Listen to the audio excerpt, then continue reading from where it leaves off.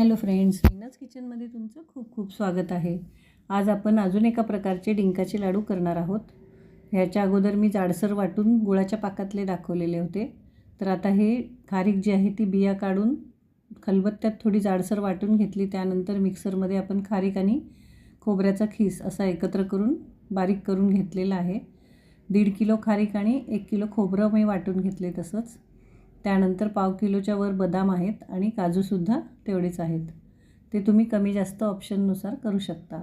बिब्याची गोडंबी टाकली आहे आणि त्यानंतर डिंक ओव्हनमध्ये फुलवला, त्यामुळं अगदी छानसा बारीक झालेला आहे। आता पिठी साखर टाकून घेऊया आणि थोड्याशा भोपळ्याच्या बिया टाकून घ्यायच्या आहेत।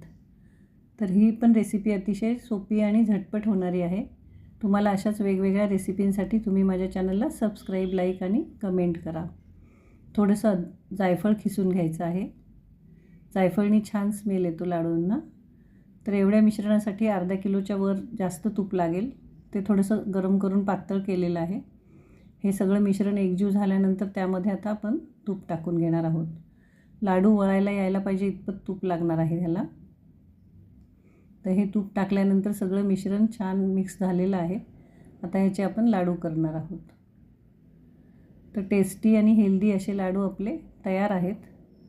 तर तुम्ही ही रेसिपी नक्की ट्राय करा आणि मला कमेंट करा।